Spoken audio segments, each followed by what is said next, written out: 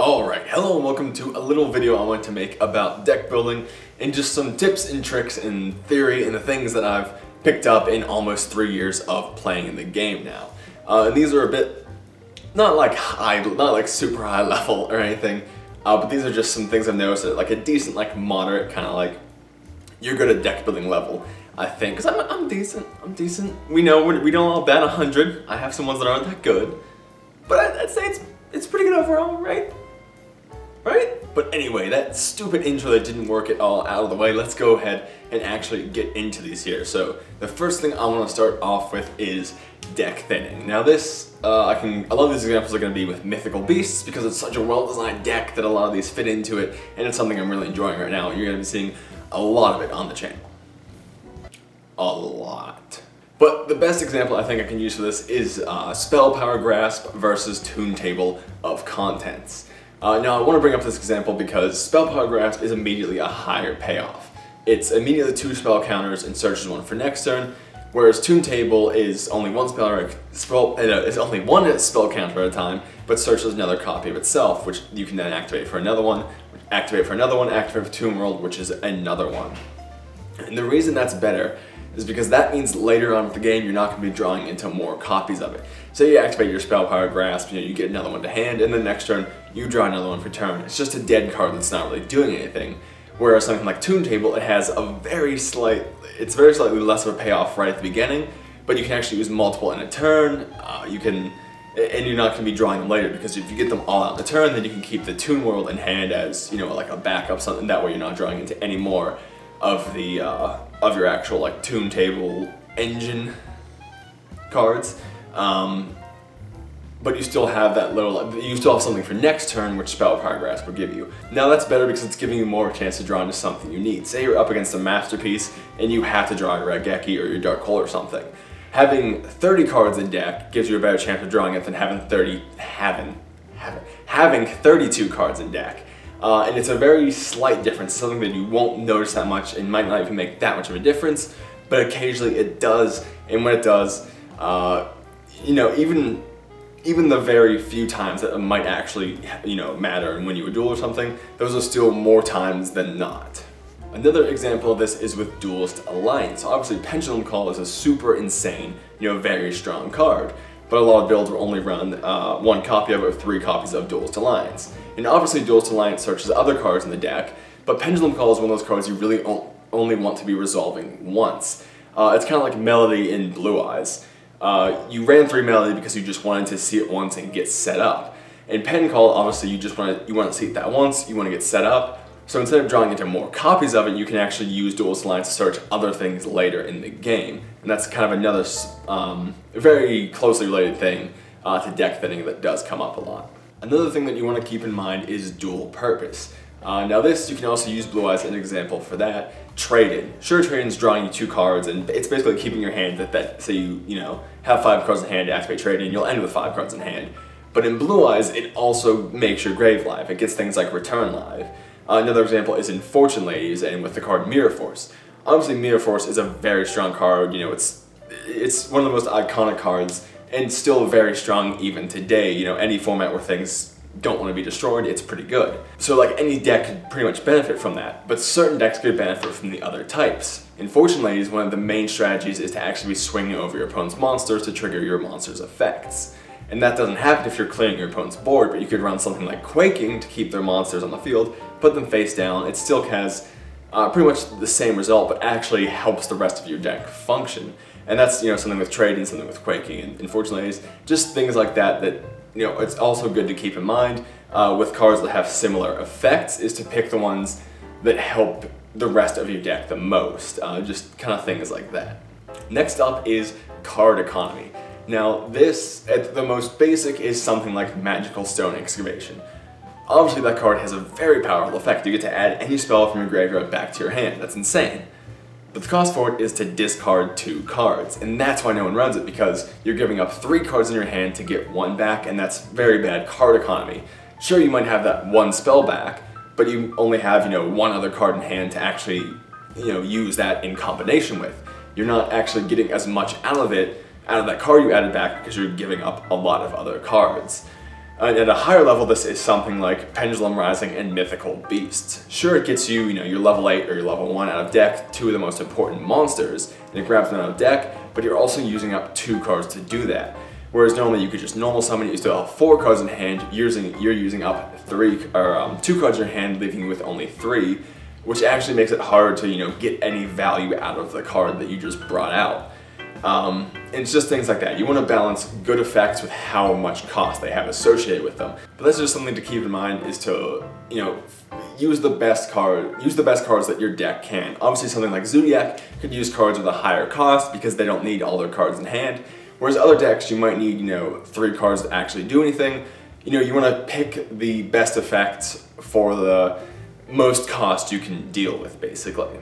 Another one I'm dubbing Balance of Power is actually balancing what your deck can do, its strengths and its weaknesses, and it basically means trying to maximize on all the strengths of your deck. And we're going to be looking at Mythical Beasts for this again. Now the level 6, which is Mythical Beast King Jackal, has an effect where you can remove 2 spell counters from anywhere on the field to negate 1 monster effect.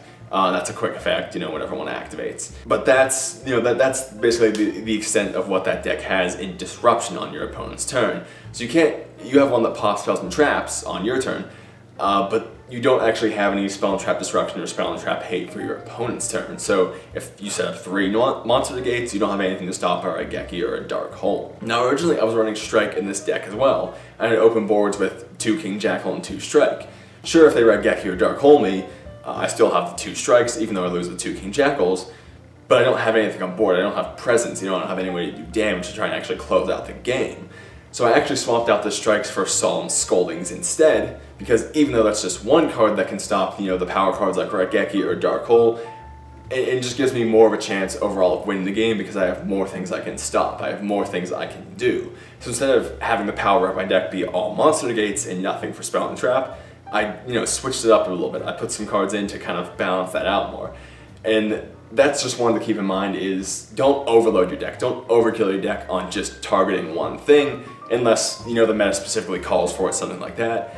But in a diverse meta, especially like what we have now, this is basically post-spiral, hit spiral format. It's a weird time in Yu-Gi-Oh!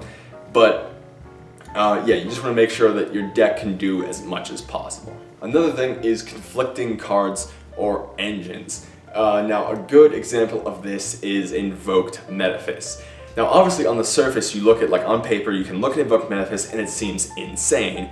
You, obviously, Mechaba the light one, so you can banish Metaphys monsters and get a Mechaba. So you're triggering their effect, but instead of just doing that, you have that and a Mechaba.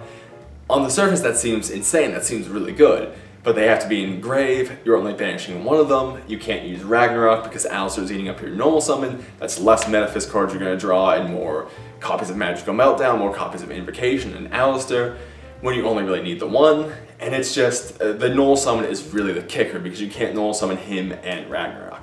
And that's what I mean about conflicting cards or conflicting engines. And this could also be used as an example in, I don't know, say there's a deck that doesn't want monsters in graves. I can't think of anything, but say hypothetically there's a deck that wants no monsters in grave whatsoever to function. Obviously you wouldn't want to use Brilliant Fusion and something like that, even though it's a super powerful card, you wouldn't, it would basically stop the rest of your deck from doing what you're supposed to do. And that's another thing you kind of have to balance is, obviously the Invoked engine, we go back to that again, can add a lot of power to certain decks, but you reach a certain point where your deck isn't really the deck you're playing anymore, but say invoked with this. And so there's just a balance to try and find there of the right engines to give your deck power while still letting it do what it wants to do. On the subject of Brilliant Fusion, let's talk about Garnets. Now this is probably, the best example of this is probably running 3 copies of Brilliant Fusion and 2 copies of Garnet versus 1 copy of Garnet. Now obviously running 1 copy of Garnet, if you draw it, it's completely dead, you have 4 dead cards in your deck now. But running 2 copies of Garnet, say you draw Brilliant Fusion and Garnet, it's not dead, you can still resolve it. However, the problem with that is you're doing less with it. Normally Brilliant Fusion is 1 card, so say going first, you still have 4 cards to work with. But if you, draw a Garnet, you're like, oh, I can still resolve it, but then you only have 3 cards to work with.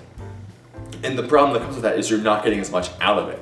Sure, you're still resolving it, but it's not doing as much as it could do for you. And also, the amount of times that you're actually making the engine dead with 1 compared to 2, say 1 out of every 10 games you'll draw it and you can't resolve it. You know, in a lot of the games where you'll draw it, but you won't even draw the Brilliant Fusion anyway. Like say you're playing 2 Garnet, you could draw the Garnet and it would still be live, but you don't see a Brilliant Fusion. That's just a dead card in your hand that was doing nothing. And running more copies of bricks like that is just giving your deck, it's just making your deck do less even when you do get those power cards. And that's why it's good to keep the bricks at a minimum. And this goes with things like Predaplant, Orpheus Scorpio, or Darlingtonia Cobra. That's the one. But minimizing those cards you don't want to draw, because even if you run more, you can resolve them more, but you're doing less with them. And the last thing I want to touch on here is Yu-Gi-Oh! Pro. Yu-Gi-Oh! Pro and apps like Yugipedia Deck Builder are your best friends with deck building. It's just for things like, they're a library of every single card we have in this game, and even after playing the game for 3 years, I'm nowhere close to that. You know, if I'm looking, say, you give me some zombies, I could tell you pretty much every card that you could put in that deck. But working with something like Mythical Beasts, I didn't know every single card, I didn't know every spell counter card or every spellcaster card that could fit into the deck. And that's where this really comes in, because say you're looking for a deck that wants to use level 4 dark monsters. You could just go onto Yu-Gi-Oh! Pro, you could change the level to 4, the attribute to dark, and just look for monsters that way. So you can see a pool of every single card that pertains to, what you want to use. Like an Ignite, say you want a Fire Warrior to throw in, you can just look at every single Fire Warrior in the game and have a pool of every single card you could use right there in front of you. And this pertains to anything. Say I want to look for spell counter cards, I can just type in spell counter into the search bar. Say I'm trying to make rank 5 spam, I can type into the search bar, special summon this card, or change the, effect box to only cards that special summon, change it to level 5. Things like that. There's just so much power being able to have that pool of every card in front of you. And another thing that goes along with this is don't settle, when you find a build that works. Always keep striving to do more. Always keep trying to innovate. This sounds like a generic vlog now. But you always want to keep trying to do more, because if you settle, you'll never know if, you might not find a certain combo that adding this card let you find, things like that. Even if it doesn't seem good, just try it out online anyway, things like that. And basically what I'll do is I'll save, like with Mythical Beasts, I have, I think, 7 builds of it saved now, because I'll think of something, I'll change a card, I'll save it as a new build so I can test them and compare them as, as quick as possible. I'll, once I have a few, I'll mix them, I'll see what different combinations of different thoughts I have can do, and that helps you get the best build possible. It helps you get as many results to actually, see what's good and what's not, what's working, what you can change, different ratios, things like that. And that's really the best way to do it. And that's why I say to never stop, never just settle on a build, because that's something I did for the longest time, and it did set me back a bit. But anyway, I think that just about covers everything that I wanted to touch on in this video, all the points I wanted to get across. I think I've gotten that all out as best as I can now, because I'm pretty bad at this. But I'd say that, that's about everything I have. So time for the usual plugs at the end of the episode. This wouldn't be YouTube without them, and you know it. I promise I'll be normal one day. But no, I'll have a link to my Discord down in the description. That's a great place to chill, hang out, talk about Yu-Gi-Oh!, anime, anything. Mostly Yu-Gi-Oh! Focus, but anything. Just, it's a cool place. Link in the description. Usual point downwards. I'm pointing at the description box, not like my dick or anything, but And also, if you appreciate the work and effort and everything I put into this, because this is basically like a side job I do in addition to school and trying to maintain a normal life and everything, which is hard enough on its own when you're super awkward and weird. But I'll have a link to my Patreon down in the description, which is a place you could go to support me, just for all the stuff I put into this and everything. This is the worst I've ever sent this. But no usual content or anything will be gated off. Everyone will get the usual content, but supporting me will actually get you extra duels that don't make it into final cuts of deck profiles and the worst decks of all time, and maybe some other things if we get enough people actually supporting on there. But there's no pressure to actually do anything. I understand, if you don't have anything to give, that's cool. Just if you have any extra, it'd be greatly appreciated. But anyway, that unnecessary 4 minutes out of the way. Thank you for watching, and I'll see you later.